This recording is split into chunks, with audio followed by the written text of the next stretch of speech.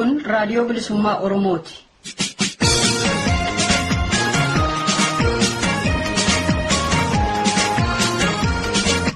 Raadiyoon bilisummaa Oromoo adda dimokiraatawaa Oromoon qophaa'ee torbanitti guyyaa tokko roobii sa'aatii tokkoof dhaggeeffattoota isaaf kan darbudha. Raadiyoon bilisummaa Oromoo sagantaasaa kana keessatti sochii adda dimokiraatawaa Oromoo gaggeessuu fi waliigala qabsoo sabni Oromoo mirga isaa deeffachuuf taasisu irratti kan xiyyeeffatu yoo ta'u, kana malees aadaa, seenaa fi ogbarruu Oromoo irratti gadi fageenyaan hojjeta. Kun raadiyoo bilisummaa Oromooti.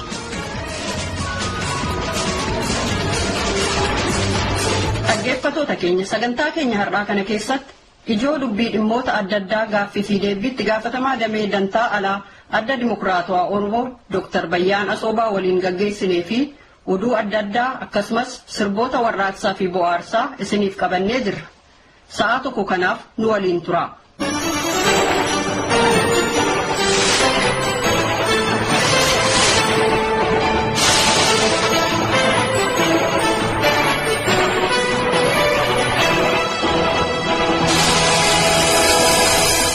Akkam ooltan amma oduu isin dhageessifnaa. Oduu kan isiniif dhiyeessu Annu'aamin Biqilaati. Raadiyoon bilisummaa Oromoo tamsaasa isaa jalqabaa qilleensarra oolche. Adda dimokiraatawaa Oromoon qophaa'ee ammaaf torbanitti guyyaa tokko guyyaa roobii sa'aatii tokkoof afaan Oromootiin tamsaasa kan jalqabe raadiyoon bilisummaa Oromoo hawaasa Oromoo biyya ambaa jiraniif sagantaasaa dhiyeessa. Raadiyoon bilisummaa Oromoo sagantaasaa kana keessatti sochii adda dimokiraatawaa Oromoo gaggeessuu fi waliigala qabsoo sabni Oromoo mirga isaa deeffachuuf taasisu irratti kan xiyyeeffatu yoo ta'u, kana malees aadaa, seenaa fi ogbarruu Oromoo irratti gadi fageenyaan hojjeta. Tamsaasa raadiyoo bilisummaa Oromoo ammaaf gara marsaa intarneetii adda dimokiraatawaa Oromoon yaaliif jalqabamee jiru kun fuula duratti dhaggeeffattoota isaa Oromiyaa fi biyya Itoophiyaa keessa jiraniif afaan adda addaatiin kallattiidhaan dabarsuuf irratti hojjechaa jiraachuunsaa hubatameera. Akeekni adda dimokiraatawaa Oromoo yookaan ADO'n mirgoota hanga ammaatti uummanni Oromoo qabsoo isaatiin argate irratti hundaa'uun mirgoota hafan guuttachuuf hojjechuu ta'uusaa ibsame. Akeekni adda dimokiraatawaa Oromoo mirgoota hanga ammaatti uummanni Oromoo qabsoo isaatiin argate irratti hundaa'uun mirgoota hafan guuttachuuf hojjechuu ta'uusaa kan ibsan miseensa koree hojii raawwachiiftuu fi itti gaafatamaa haajaa alaa adda dimokiraatawaa Oromoo Dr. Bayyaan Asoobaati. Dr. Bayyaan kana kan ibsan himannaa dharaa namoonni tokko tokko dhaaba kana irratti dhiyeessan sababa gochuu fi sochii adda dimokiraatawaa Oromoo hanga ammaatti gaggeessaa jiruuf irratti gaaffii fi deebii raadiyoo bilisummaa Oromoo waliin gaggeessan keessatti. Dr. Bayyaan itti fufuun adda dimokiraatawaa Oromoo osoo gara dhaabatti hin jijjiiramnee fi yeroo waltajjii marii Oromoo turetti waggaa tokkoof ta'uuf hawaasa Oromoo waliin sadarkaa adda addaatti mariin gochaa ture. Milkiin wal hubannaan argateen ammatti babal'isuun gara hojii dippiloomaasii bal'aatti cehaa jiraachuunsaatti dabaluudhaan ibsani. Ibsa isaanii kana keessatti addi dimokiraatawaa Oromoo qabsoo biyyatti deebisuun hanga danda'ameen qabsoo kana nagaan gaggeessuuf saganteeffatee milkeessuuf mootummootaan ga'uu waliinis ta'ee dhaabota siyaasa Itoophiyaa keessa sosocho'an dabalatee qaama ilaalu hundaan waliin hojjechuuf hojii dippiloomaasii bal'aa jalqaban itti fufuuf karoorri guddaan jiraachuusaa addeessaniiru. Dhaggeeffattoota keenya guutummaa gaaffii fi deebii kanaa oduu keenya booda isiniif dhiyeessina. Oduun har'aaf qabnu kanuma nu waliin tura.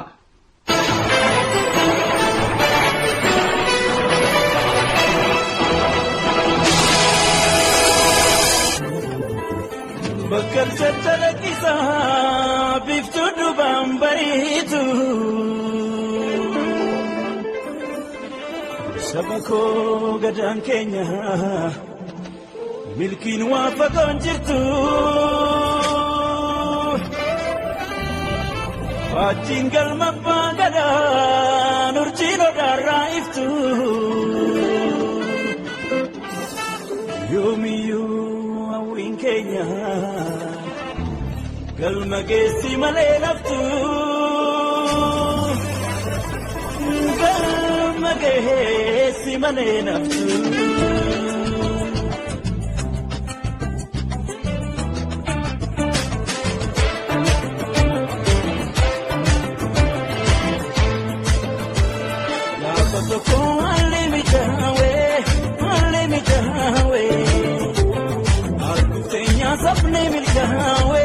Sapne milkawe,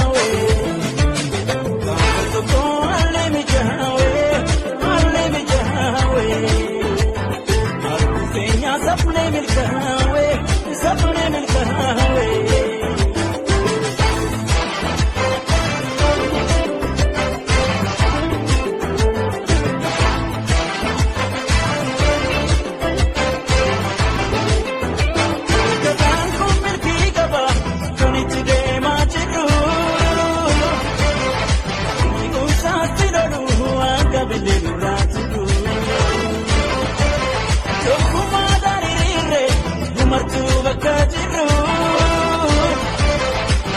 Tosi machuda, tuya pagonu ranjiru. Diga dada, unda kuwa bidapata. Usapa sada, nabeta di palmata. Diga dada, unda kuwa bidapata. Usapa sada, nabeta di palmata.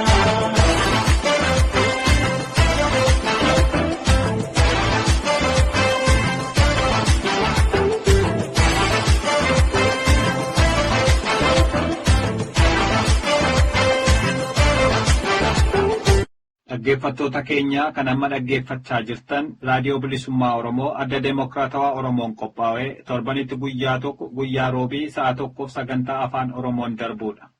Qopheen keenya itti fufa.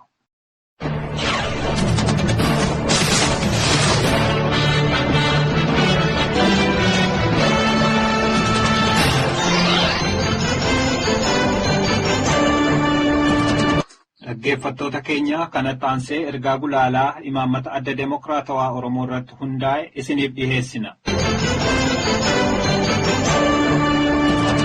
Baatiin darbe kun baatii Eblaa seenaa qabsoo bilisummaa Oromoo qabsaa'otaa fi uummata Oromoo biratti baatii itti gootota Oromoo wareegaman itti yaadatamuu fi imaanaa isaan dhiisanii darban san bakkaan gahuuf yeroo itti waadaa ofii haaromsatanidha.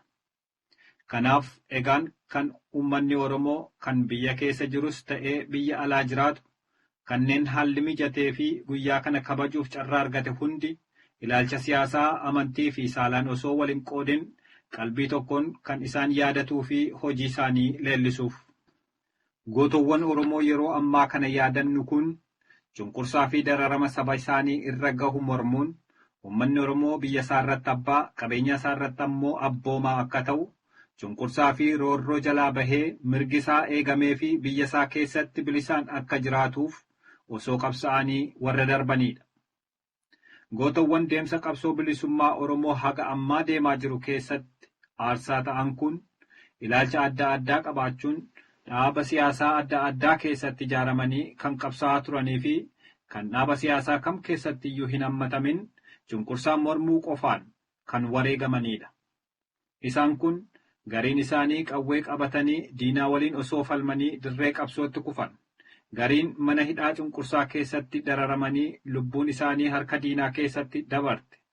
Gariin keessummaa daa'iman Oromoo gaaffii mirgaa kaasuu isaanii qofaaf hiriira ba'an irratti qeefii lammii isaanii duratti rasaasa diinaan lubbuun isaanii dabarte. Gariinis cunqursaa mormuun biyyaa bahanii biyya ormaa jiraatan keessatti bifa adda addaan osoo cunqursaan mormanii darban. Isaan kun hundi bifa adda addaan osoo qabsa'anii haala adda addaan haa darban malee kaayyoo isaan ittiin darbaniif tokkichi kabajamuu mirga saba Oromoof malee dhaaba siyaasaa yookaan ilaalcha siyaasaa tokkoo qofaaf miti. Kana waan ta'eefis sabni Oromoo haala keessa jiru hunda keessatti kan inni gootota isaa kana yaadatuu fi guyyaa yaadannoo isaanii kanattis akeeka isaan lafa kaa'anii darban kana bakkaan gahuuf waggaa waggaan kan waadaa isaa haaromsuuf. Kun ta'ee osoo jiruu yeroo ammaa kanatti dhaabonni tokko tokko kabajaa guyyaa yaadannoo gootota Oromoo kana akka kan dhuunfaa ofiitti ilaaluun guyyaa kanatti dhaamsi isaan dabarsuu yaalan kan akeeka gootowwan Oromoo darban sana fuulduratti tarkaanfachiisu osoo hin taane faayidaa olaantummaa dhaaba tokkoo qofaaf akka ta'etti ilaaluun dhimma itti ba'uu kan yaalan ni jiru. Dhaamsii fi gochaan akkasii faallaa akeeka kabajaa guyyaa gootota kanaa waan ta'eef sirrachuutu irra jiraata.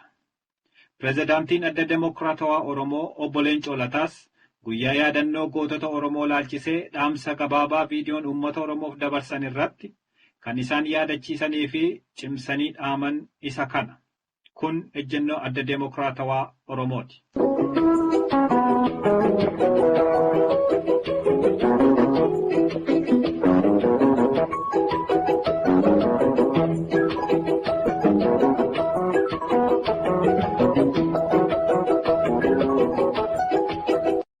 Addi Deemokiraatawaa Oromoo uummanni Oromoo sirna cunqursaa kamuu jalaa ba'ee biyya isaa keessatti mirgi namummaa isaa kabajamee fi biyya isaa irratti abbaa qabeenya isaa irratti ammoo abboomaa ta'ee hawaasa biyya sana keessa jiran biroo waliin sirna walqixxummaa fi deemokiraasiin akka jiraachuu danda'uuf bu'aalee qabsoon bilisummaa Oromoo argamsiisa irratti ijaaruun biyya deemokiraasii bilisummaa fi walqixxummaan bultu ijaaruuf qabsaa'u. Haa ta'u iyyuu malee dhaloota adda deemokiraatawaa Oromoo irraa jalqabee namoonni tokko tokko beekaniis haa ta'u wallaalummaan yeroo isaan maqaa dhaaba kanaa balleessuuf tattaafatantu mul'ata. Akeekni tamsaasa raadiyoo kanaa odeessa qabatamaa fi madaalawaa uummata keenyaaf dhiheessuu, barsiisuu fi waltajjii marii ta'uuf haa ta'u iyyuu malee hamee fi afaan faajjii ta'an tokko tokko qulqulleessanii uummata ofiif ibsuun barbaachisaa waan ta'eef tamsaasa raadiyoo keenya jalqabaa kanarratti xiyyaafannaa keenya taasifanne. Himannaa afaan faajjii adda deemokiraatawaa Oromoo irratti dhihaatan keessaa warreen muraasni qabsoo uummanni Oromoo barootaaf bilisummaa fi birmadummaaf taasisaa ture. Gara gaaffii lammummaatti gad xiqqeessuu, bilisummaa dhiisanii deemokiraasiif qabsaa'uu yaaluu, qabsoo lagatanii harka kennachuu, araara dura dhaabbachuu fi kan kana fakkaatan yeroo tahan himannaa kanaa fi kan kana fakkaataniif deebisa akka nuuf kennaniif miseensa koree hojii raawwachiiftuu fi gaafatamaa haajaa alaa adda deemokiraatawaa Oromoo Dr. Bayaan Asoobaa waliin gaaffii fi deebii gabaabaa kana geggeessuuf keessummaa keenya jalqabaa taasifanne. Muuziqaa gabaabaa kanaan itti ceenu.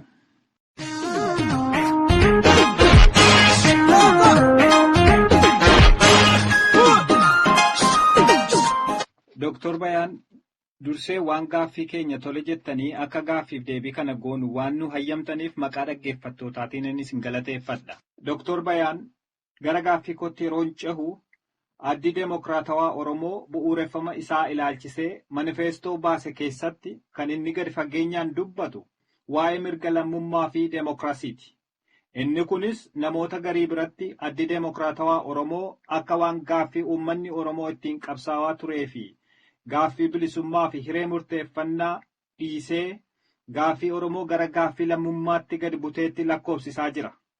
Gama biraatiin ammoo namoonni akeeka addi deemokiraatawaa Oromoon qabatee ka'e gara dabarsuu barbaadan akka isaan himannaa olitti tuqne kana kaasaniif sababa ta'e. Dr. Bayaan himannaa kana akkamiin ilaaltu?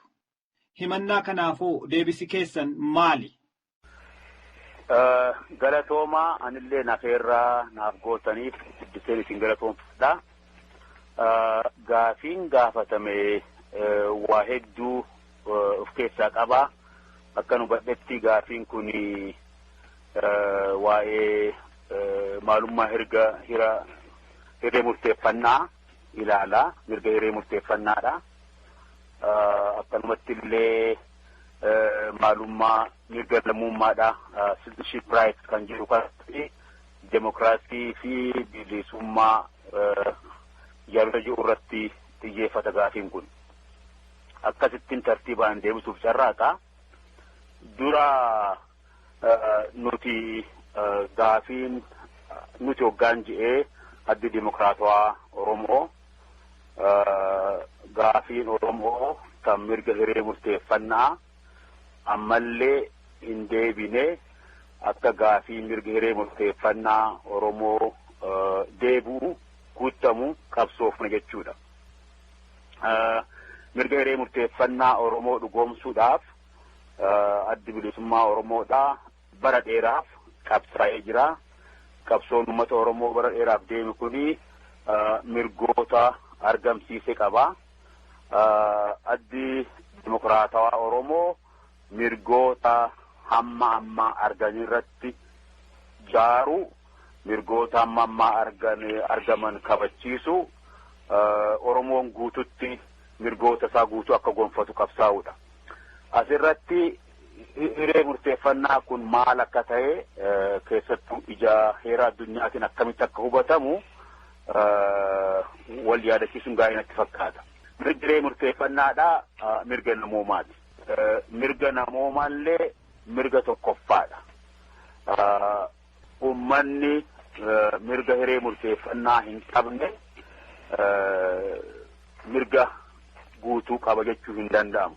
So fiixeen mirgoota mirga hiree murteeffannaatiin jalqaba.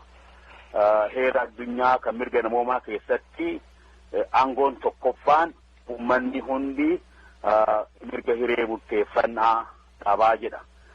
Mirgi hiree murteeffannaa kunis gulantaa siyaasaa uummanni tokko itti buluu barbaadu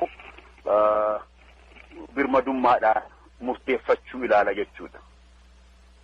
Egaa mirga gulantaa siyaasaa isaa birmadummaadhaan murteeffate uummanni tokko kanatti wal qabachiisee mirga imaammata yookiin poolisii diinagdeedhaa, hawaasummaa, aadaa, walabummaadhaan baafatee hordofuu, hojiirra oolfachuu qabaa jechuudha. Itti dabaleettis uummanni tokko mirga hiree murteeffannaa yeroo dhugoomfate qabeenya uumaa isaa natural resources uummanni tokko qaburrattis aangoo olaanaa qabaa hin dhuunfataa jechuudha. Asirratti maali gulantaan siyaasaa kun? Gulantaan siyaasaa uummanni mirga hiree murteeffannaa qabu maali kajuu ittiin gaafin akkana mataa keessa nu dhufti itti dabalee sanillee deebisuun barbaada. Uummanni yeroo mirga hiree murteeffannaa isaa dhugoomfatu exercise godhu jirra oolchu waa sadii keessaa filmaata godhata. Yookiin waa sadii keessaa tokkorratti iyyafatee qabsaa'a. Yookiin sadeen kana keessaa filata. Inni duraa itti bahaan kamiin mirga hiree murteeffannaa dhugoomfachuu maal ta'a jechuudha. Inni duraa uummanni tokko naaf tolaa, dantaa kiyyaaf tolaa yoo jedhe akka mootummaa walabatti ijaaramuudhaaf murteeffachuu danda'a. Independent and sovereign state ijaarachuudhaaf hin danda'a. Kun mirga namoomaatii fi mirga heera addunyaatiin beekamalleedha. Itti aanee itti bahaan mirga hiree murteeffannaadhaa uummanni tokko naaf tolaa, dantaa kootiif tola, dantaa guddinaa, dantaa nagayaatiif tola jedhee yeroo amane ummatoota biraa kan fedhii fakkaataa qaban wajjiin mootummaa federaalawaa ta'e tokko uummachuu danda'a. Federal Union uummachuu danda'a jechuun uummanni tokko. Filmaanni sadaffaadhaa mootummaa unitarii jedhamu. Mootummaa federaalawaa hin ta'in nam tokko irratti ijaarame mootummaa unitarii jedhamu ijaarachuudhaafis ummatoota hundaa wajjiin murteeffachuu hin danda'a jechuudha. So yoo filmaanni kun hundi ta'e filmaanni kun hundinuu immoo uummanni birmadummaadhaan yoo murteeffate bilisummaa qabaa jechuudha. Uummanni tokko gulantaalee siyaasaa sadeen kana keessaa birmadummaadhaan referendum godhee itti waliigalee yoo filate bilisoomee jedhama. Kanaafuu hundeen bilisummaa mirga lammummaa qabaachuudha jechuudha. Akkas nama mirga lammummaa qabuutu nama sirna dimokiraasii keessa jiruutu qabachuu danda'a jechuudha. Fakkii jira amma biyya Ingilizitti amma Scotland biyya dimokiraasii keessa waan jiraniif filmaata akkanaa gochaa jiru jechuudha. So mirga lammummaa fi dimokiraasiin jiraachuun mirga hiree murteeffannaadhaa dhugoomfachuudhaaf haal duree gargaaraa guddaa tokko jechuudha. So asirratti qabxii kan jechuu barbaade duba murteessaan maali? Yoo murteessaanii gulantaa siyaasaa tokko filachuudhaa miti murteessaa yookiin mootummaa walaba ta'uudhaa miti yookiin federaalawaa ta'uu miti yookiin even unitary mootummaa unitary ta'u illee filachuu miti murteessaan kanaa miti. Murteessaan dimokiraasii fi mirga namoomaa adeemsa mirga hiree murteeffannaadhaa kun hojii irra itti ooludha. Integrity of the process santu murteessa. Kun jechuun maal? Demokiraasiin jiraachuutu murteessaa. Yoo demokiraasii mirgi lammummaadhaa kabajame yoo heeraan bulmaataa fi olaantummaan heeraa kabajame ummanni gulantaa siyaasaa fedheeyyuu yoo filate birmadummaan yoo filate murtiin isaa murtii haqaa fi uummanni illee bilisoome jechuudha. Kan qabsoofnu guddisee adeemsi uummanni murtii siyaasaa kanatti kennu kan walabaa kan birmadummaa qabu ta'uu mirkaneeffachuudha jechuudha. Gaafiin murteessaan Oromollee anuma gaafii haqaa gaafii keenya gaafii haqaati. Gaafiin haqaa kun ammoo akkaataa uummanni murtii kan gochuu danda'u dandeessisuutu fardii guddaadha jechuudha. Addi kanarratti nuti addi Demokraatawaa Oromoo gaafii mirga murteeffannaa kun akkatti hiikamuu qabu yoo akka hiikatti hiikamu Oromoof tola jennee aanne haala uummata keenyaa ilaaluudhaan haala Itoophiyaallee ilaaluudhaan haala addunyaa ilaaluudhaan haalota olloota keenyaa hunda ilaaluudhaan har'atti uummanni Oromoodhaa mootummaa Itoophiyaa kana gara mootummaa federaalawaa dhugaatti mootummaa federaalawaa sabdaneessaa jechuudha. Geeddaruuf qabsaa'uu fi kana dhugoomsuutu dantaa Oromoodhaa hunda caalaa akka wayyaa ta'etti guutaa jenna jechuudha.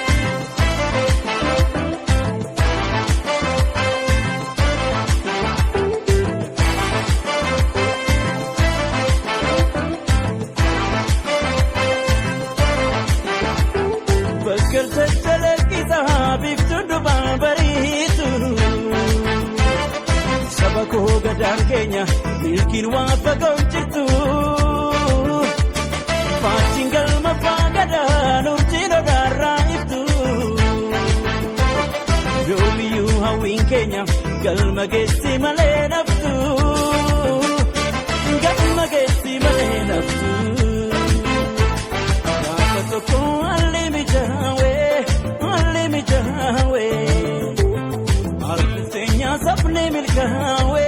Sabne milkawe Gaafa tokko allee mijawe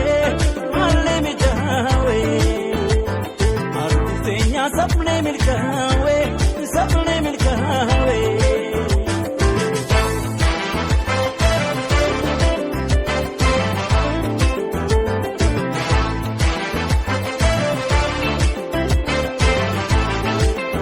Dhaggeeffattoota keenya kan amma dhaggeeffachaa jirtan raadiyoo bilisummaa Oromoo adda Demokraatawaa Oromoon qophaa'ee torbanitti guyyaa tokko guyyaa roobii sa'a tokkoof sagantaa afaan Oromoon darbuudha.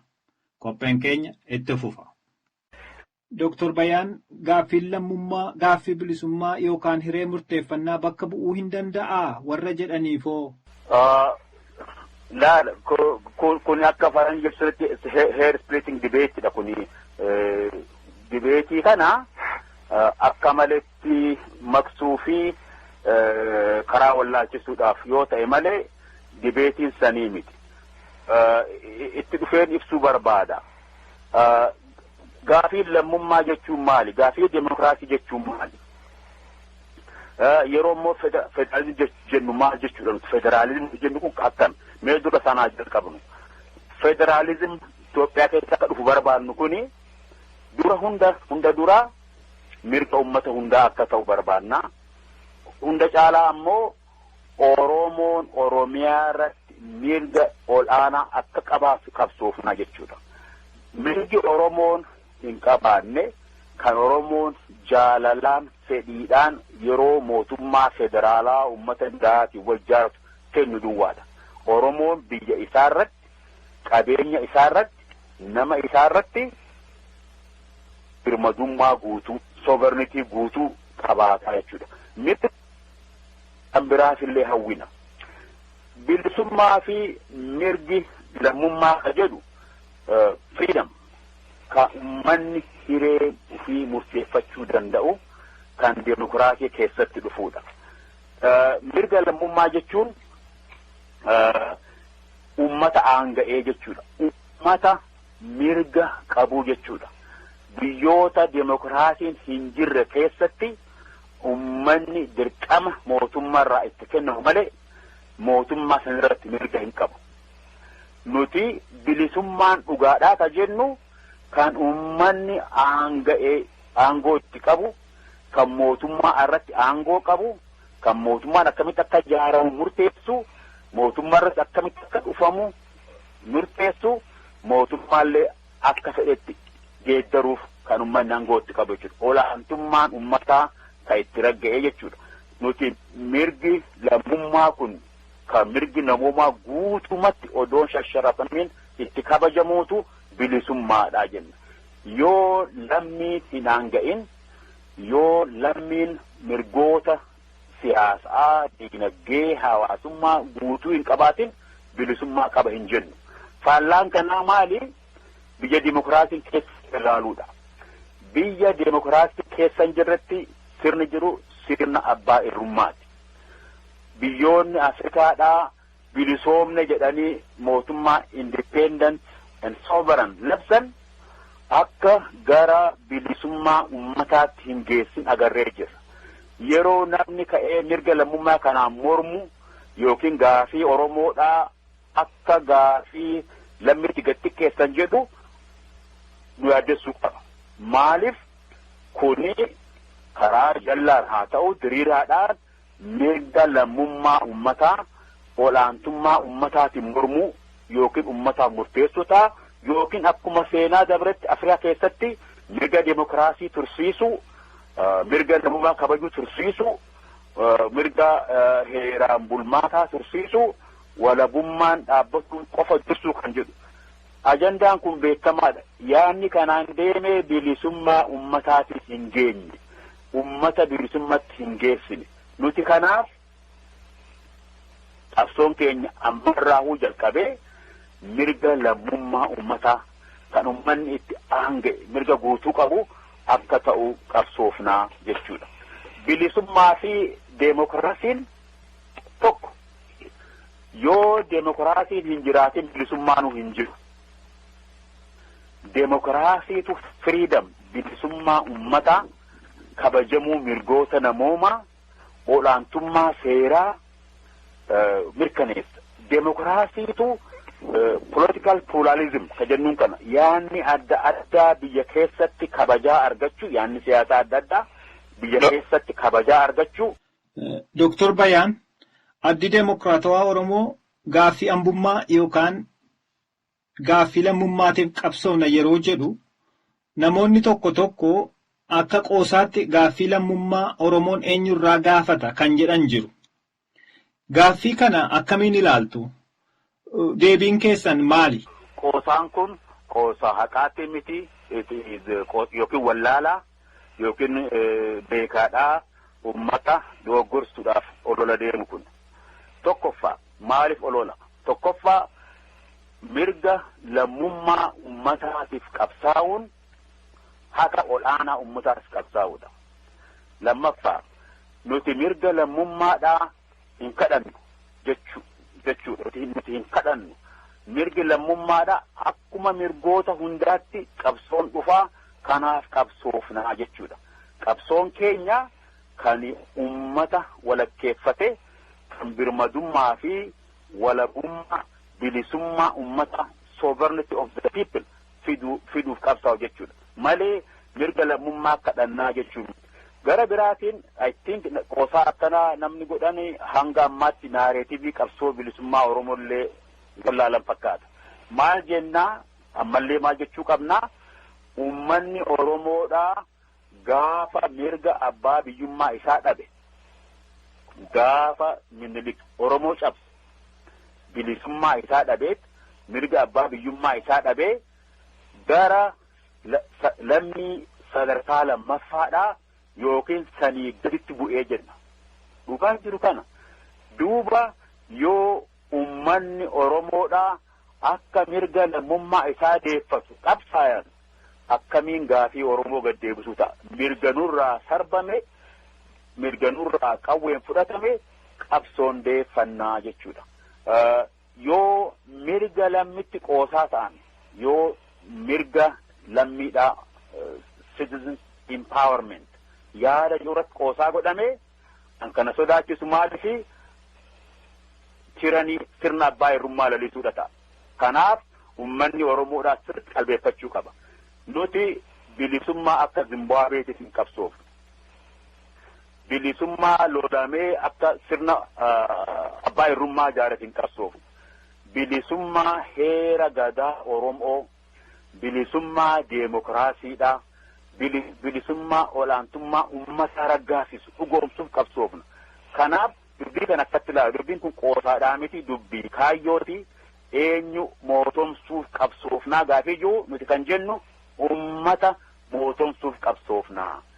Nuti mirga uummata gonfachiisuuf qabsoofnaa.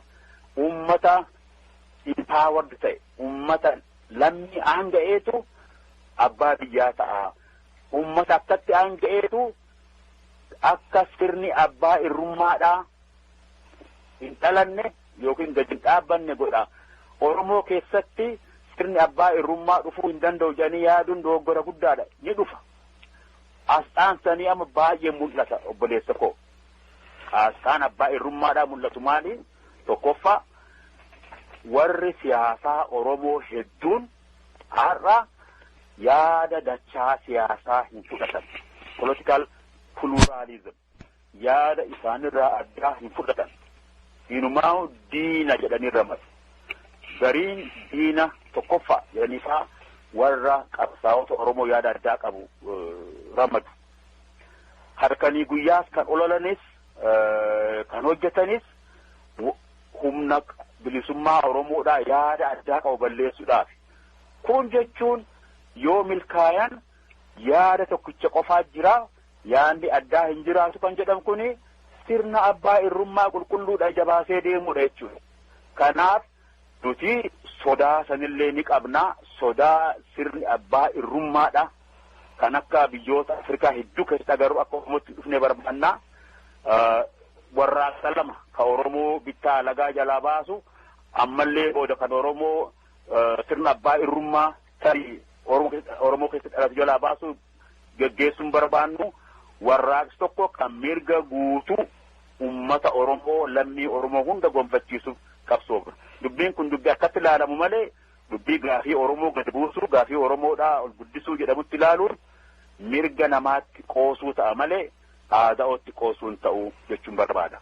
Dooktor Bayaan gara gaafii biraatti yeroo deebinu yaanni yeroo ammaa ka'aa jiru keessaa tokko warri amma adda demokraatawaa Oromoo bu'uuressanii fi miseensa itti ta'anii geggeessaa jiran warra bu'uuressitoota geggeessitootaa fi miseensota adda bilisummaa Oromoo warra turanidha.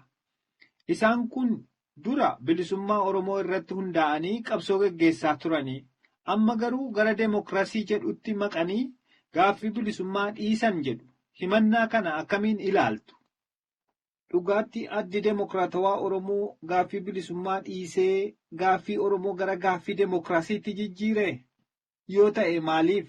Gaaffiin demokraasii ammoo akkamiin gaaffii bilisummaa bakka bu'uu danda'a?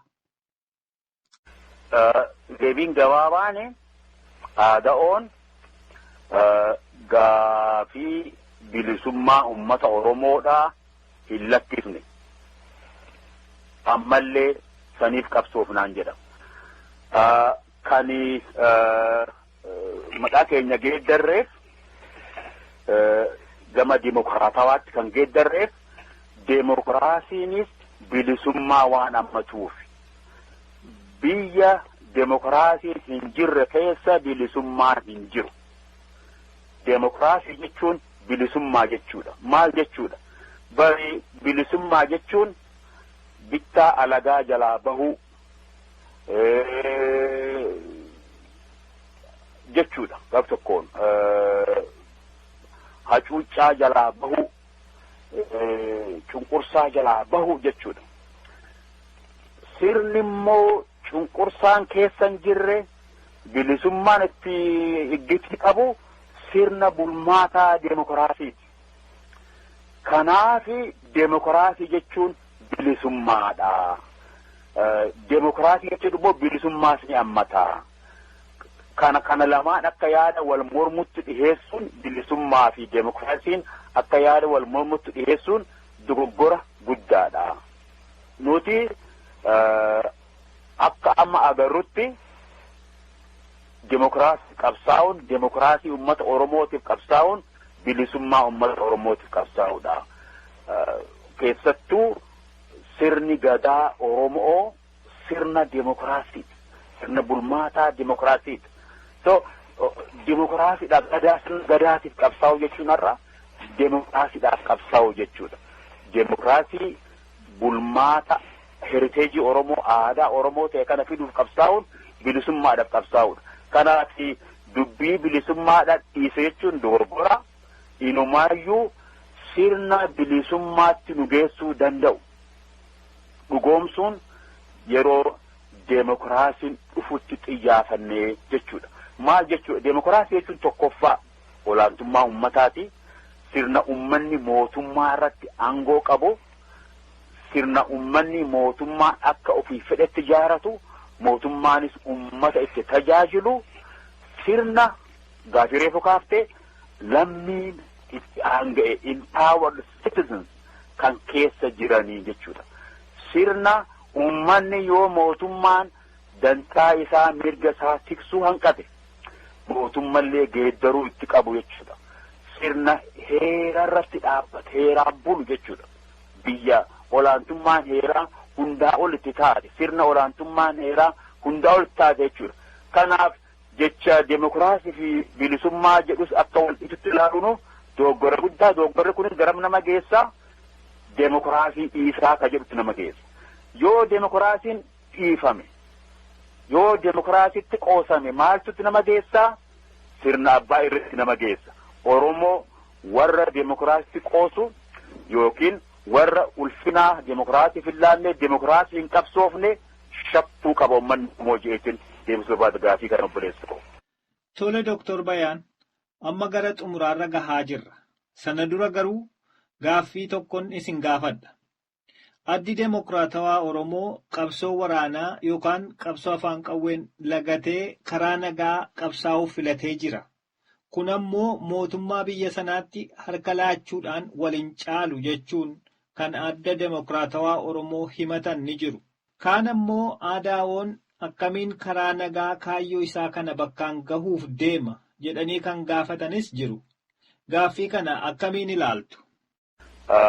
ADO'n mootummaa abbaa irree biyya Itoophiyaa bulchaa jirutti sagantaa harka kennachuu hin qabu. Harka hin kennannu kun haa beekamu taakka. Nuti warra sagantaa siyaasaa keenya ifa ta'a. Tarii yeroo gabaabaa keessatti weebsaayitii keenya irra hin ta'a namoonni arga. Sagantaa harka kennachuu jedhu hin qabu. Harkas hin kennannu. Bifa qabsoo laalchisee har'atti bifni qabsoo hundinuu kan nagayaatis, kan waraanaatis, kan siyaasaatis biyya Itoophiyaa keessatti wareegama gaafata. Nuti bifa qabsoo hundaa'u xiinxallee jirra. Har'a diskoorsii siyaasaa Oromoo keessatti haasaa siyaasaa Oromoota gidduutti deemu keessatti yoo qabsoo waraanaa jedhame akka namni filmaata sirrii godhetti faarfama. Garuu qabsoo bifa kanaa bara dheeraaf geggeessinee jirra. Ansan keessa deebi'ee rakkoo mudatee fi haala keessa jirru dubbachuun barbaadu amma. Garuu bifti qabsoodhaa filatamu. Nuti warri ADO'dhaa hooggantoota miseensonni ADO'dhaa shakkii takka malee dubbachuu barbaannu bifti qabsoo form of struggle filannu kan itti gala keenyaa wajji wal simatu kan itti gala keenya nu geessu nu mirkaneessu akka ta'u barbaanna. Itti galli keenya maali? Dimokiraasiidha. Itti galli keenya maali? Bilisummaa ummataati. Olaantummaa ummataati. Hamma ammatti barumsi seenarraa argannu keessattuu qabsoo seenaa Afrikaa irraa argannu Itoophiyaas dabalatee olloota Itoophiyaas dabalatee Afrikaa guutuu dabalatee qabsoo waraanaa kan humnaa bakki itti olaantummaa ummataatti bilisummaatti deemokiraasiitti geesse hin agarre. Uummanni bilisummaaf qabsaa'ee humna deeggaree qabsaa'e deebi'ee humna waraanaa humna ta'ee dhufeen yeroo cunqurfamu yeroo mirgi deemokiraasii isaa dhiitamu yeroo bilisummaan isaa kan jaaramu kan yaada ibsachuu kan abbaa fedha akka isa bulchu filachuudha yookiin yeroo dheeraaf akka dabru godhamu yookiin heeraa fi humnaan saphees ta'u dhoowwamu agarre jechuudha. Nuti kanarraa barumsa gaarii fudhanne. Qabsoon bilisummaatti nu geessu bifti qabsoo deemokiraasii fi heeraan bulmaatatti nu geessu akka aadaatti qabsoo siyaasaadhaa kan nagayaa kan ummata bal'aa hirmaachisee jennee amannee jirra. Iggitiin deemokiraasiidhaan gahuudha, iggitiin bilisummaa ummataatiin gahuudha, qabsoo keessatti ummata bal'aa hirmaachisuudha jenne. Gaaga'ama humni hamma ta'e ijaaramee hidhatee hoggaa aangoo qabate ummata irraan ga'u Oromoon akka kanatti qabsaa'u fiduu hin danda'u jennee afaan guunnee dubbachuu hin dandeenyu. Akka reefu dubbadhetti sireen Oromoo keessatti illee abbaa irrummaan dagaaguudhaan ni jirti. Haa heera gadaa keessaa buqqaanee aadaa gadaa qabnaa Oromoon gadaa mul'aa ture deemokiraasiin aadaa keenyaa jedhee haa lallabamu malee illitiin siyaasaa Oromoo ammaa aadaa deemokiraasiidhaa san hin calaqqisu. Tolerance wal danda'uu hin calaqqisu. Yaada addaa kabajuu fi keessummeessuu hin barbaadu. Kun silaa qabaatee yaadni addaa jaarmaan addaa akka badu haalli barbaadu dirree ba'ee mul'ata keessattuu biyyoota alaa keessatti.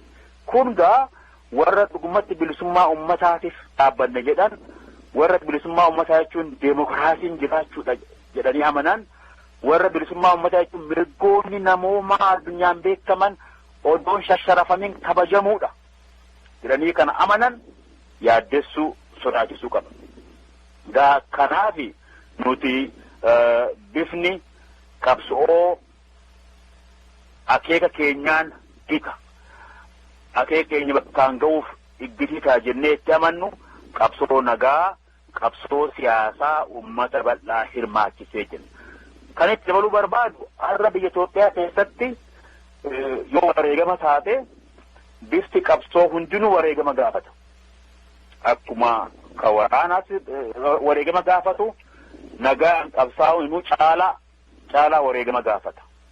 Garuu nagaa fi siyaasaan qabsaa'uun itti baha beekamatti nama geessa. Wareegama fedhellee haa gaafatu. Gabaabsuudhaaf dubgaa fi kana gabaabsuudhaaf tokkoffaa addi dimokiraataa Oromoodhaa bifa qabsoo tokkoyyuu hin lagatu taakka. Bifti qabsoo ammoo akeeka keenyaan walgitu bifa qabsoo siyaasaa nagaatti jennee fudhanne murteessine. Kana bakkaan ga'uudhaafis ni qabsoofna.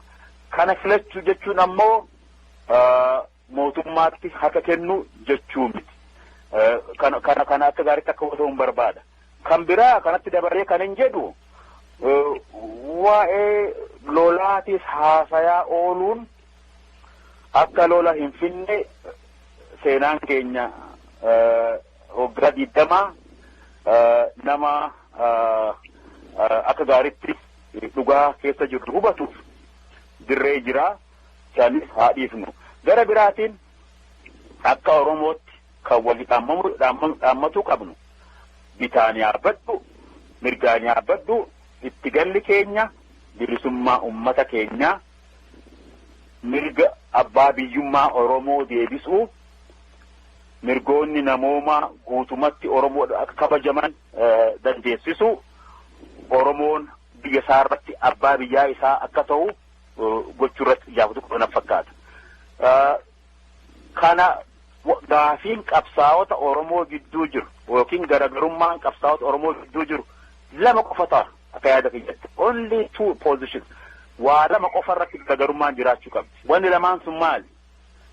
Har'a haala Oromoo keessa jirutti totality of circumstances Oromoo naannoo keenyaa, ka ollaa keenyaa, kan Afrikaa, kan addunyaa hunda laallee guutantaan siyaasaa Oromoodhaaf tola jennu kamii gaafii ijoo akkaataa deebisuu irratti garaagarummaan jiraachuu danda'a. Garri tokko walabummaa Oromoo independent sovereign state of Oromiyaa jaaruutu Oromoo irra tolaa jedhee yaaduu hin danda'a. Mirga sunis. Aadaan akka jirutti immoo har'a haala jirutti gaafiin Oromoodhaa Itoophiyaa geeddaruudhaan impaayera Itoophiyaadhaa qabsoo ummata waltahee qindeessuuf ijaaruudhaan qabsoo ummataatiin impaayera Itoophiyaa gara federeeshina sabdaneessatti akka geeddaramu qabsaa'uudhaa fi kana keessatti Oromoon utubaa guddaa ta'ee Oromiyaas bulchee Itoophiyaa keessatti illee mirga guddina isaatiin qooda Oromoo guddaan malu qabaannee qabsaa'utu filmaata irra gaariidha jenna jechuudha. Yaada lamaan kana duwwaadha. Ejjennoo lamaan kana duwwaadha garaagarummaa akka ta'uu danda'u. Ejjennoo garaagarummaa kana takka walii kabajuu. Lammaffaa kan nurraa eegamu murtii kana umarratti kan murteessu ummata Oromooti. Ummata Oromoo sirna deemokiraatawaa keessa jiraateetu kana murteessuu danda'a. Kanaaf akka sirni akkasii uumama wajjin qabsoofne garaagarummaa itti baha hiree murteeffannaa kana jidduutti qabnu ummata Oromootti haa dhiheeffannu. Ummata Oromoo akka murteessu haa dandeessifnu ejjennoo juu qabna. Aadaan olaantummaa ummata Oromootti ni amanaa. Murtii ummanni Oromoo murteessu ni kabajaa.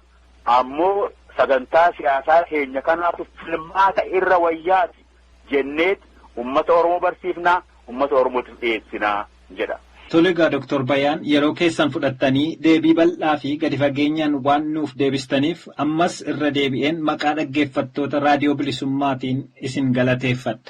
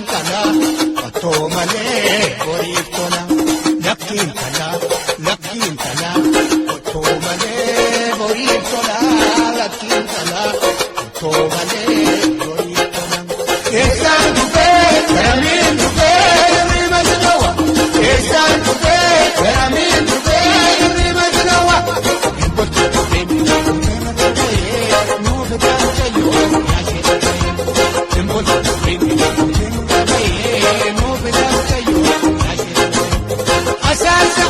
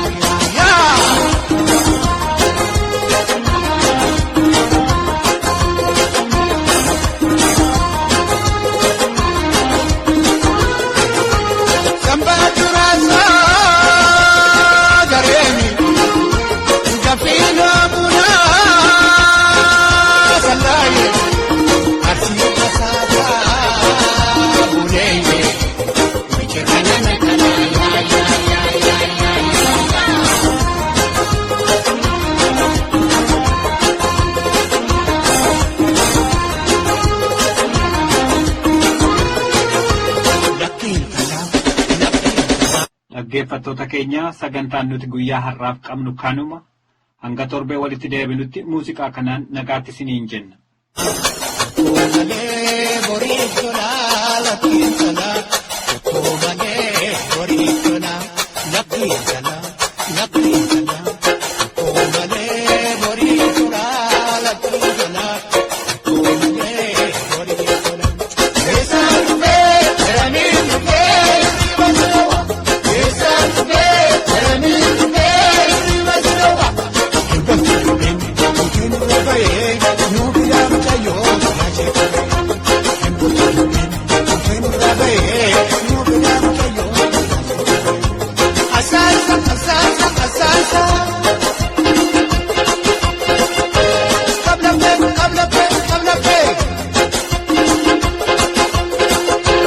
Asasa